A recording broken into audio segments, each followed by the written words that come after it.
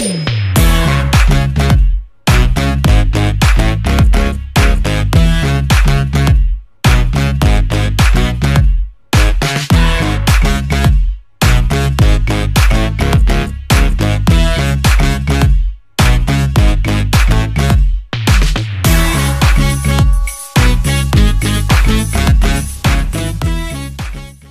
बंधुरा good morning আমি ঝর্ণা ঝর্ণার কিচেন আজকে রেসিপি দেখাবো এই সজনা ফুলের বড়া কিভাবে বড়াটা আমি বানাচ্ছি দেখতে থাকুন শুরু থেকে শেষ পর্যন্ত দেখতে থাকুন চলুন দেখাই কি দিয়ে বানাচ্ছি এখানে আছে সজনা ফুল এখানে ধুয়ে রাখা আছে পরিষ্কার করে নিয়ে ধুয়ে রাখা আছে আর এখানে আছে ধনেপাতা এখানে আছে চাল গুঁড়ো এখানে আছে বেসন আমি ছোট বাটিতে এক বাটি বেসন নিয়েছি এখানে আছে কাঁচা লঙ্কা আর এখানে আছে আদা বাটা আর এখানে আমি দেবো এখানে বেসনটা নিয়েছি এর মধ্যে চাল গুঁড়ো দেবো এক চামচে দু চামচে ছোট চামচে দু চামচে দিলাম চাল এখানে দিয়ে দেবো আমি অল্প সামান্য এক চিমটি মতো খাবার সোডা দিয়ে দিলাম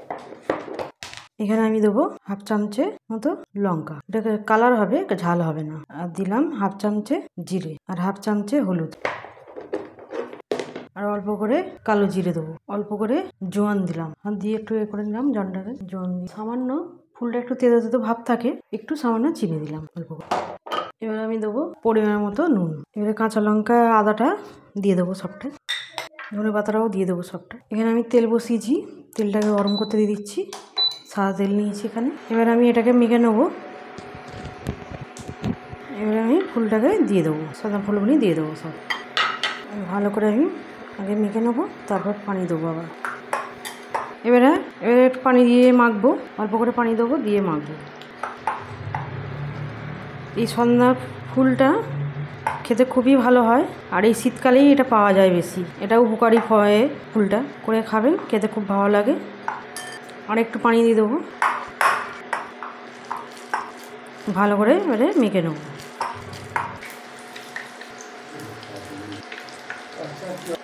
সবকটা আমার দেওয়া হয়ে গেল একটু হোক তারপর উল্টাবো এবারে আমি একটা করে উল্টে দেবো এবারে একটু বাড়িয়ে দেবো আমি একটা করে এবারে উল্টে দেবো আর এই সজনার ফুলটা আমার ছাদ বাগানে কিছুটা পড়েছিল কিছুটা তুলেছি গাছে এবারে উল্টে পাল্টে আমি এরকমভাবে ভেজে নিচ্ছি একটু গোল্ডেন কালার করে ভেজে নেবো উল্টে পাল্টে চাল গুঁড়োটা দিলে খুব মুচমুচে খেতে হয় ভালো লাগে এটা গরম ভাত দিয়েও খেতে খুব ভালো লাগে এখানে আমার এবারে হয়ে গেছে এবারে আমি তুলে নেব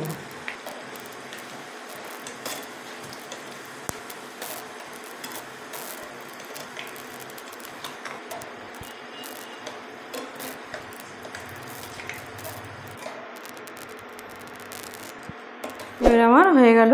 সজনা ফুলের বড়া আমার এবারে সজনা ফুলের বড়া রেডি আমার রেসিপি ভালো লাগলে বন্ধুদের সাথে শেয়ার করবেন আর সাবস্ক্রাইব করবেন।